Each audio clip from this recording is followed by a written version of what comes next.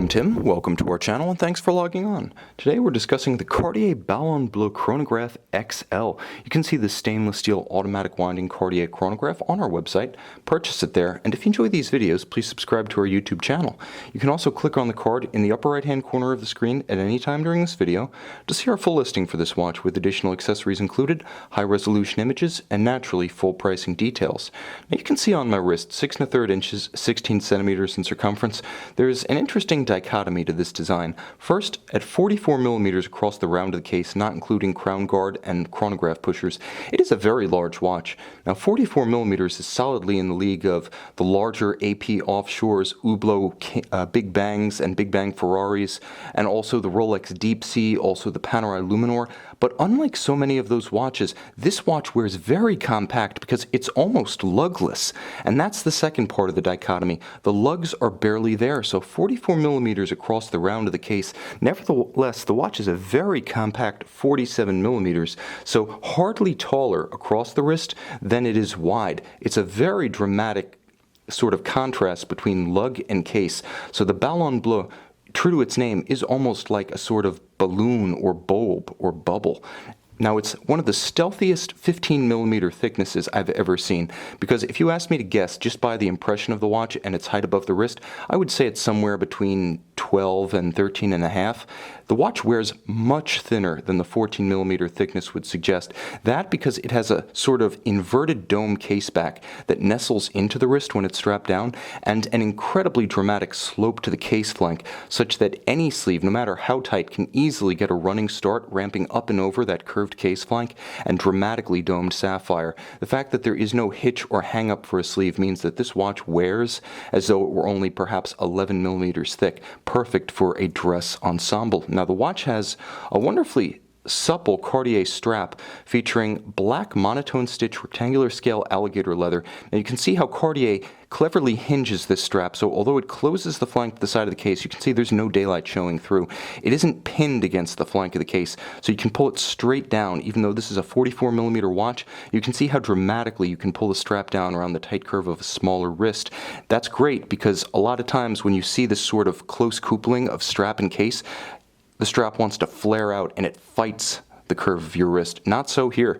I'll also note that the watch nicely distributes its mass. It is a heavy steel sports watch, but because of the regular shape of the case back, you can see it's beautifully rounded and smooth. There's no pressure point or hot spot when it's on the wrist. Now moving to the clasp, it's cleverly designed so that it's both low profile and features a clever minderless system, so excess strap, once you size it, tucks under the clasp rather than being visible. You'll also note that because the clasp simply cinches the strap down without actually hooking into it, there's no need to have any perforation on the strap's opposite number, such that this will wear well and slowly over a long period of time. Durability and, quite frankly, a handsomely sleek profile are designed in. Now the case is all to high polish. You can see that this is Cartier's standard. Radiance on the outside and a sober guilloche inside. This is where you find grayscale taking its effect from black at the strap to silver at the center. Beautiful guilloche, all rose lathe work on the interior dial. Outboard there's a satin brushed finish around the stylized Roman numeral hour track.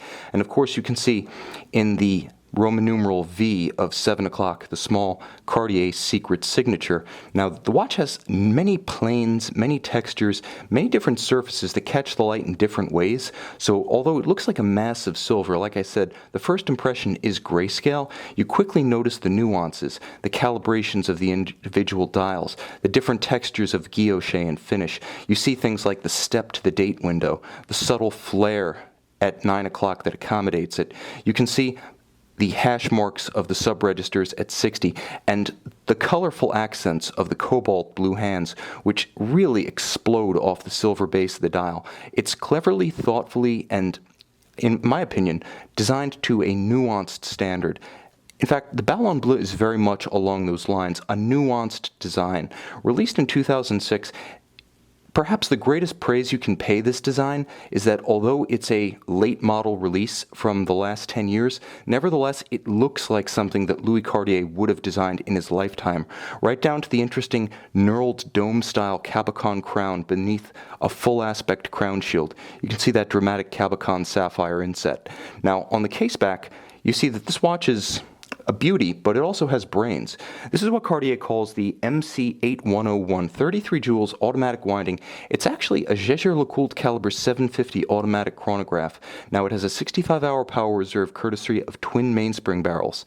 And we rotate through 360 degrees, you can see the visible column wheel function selector.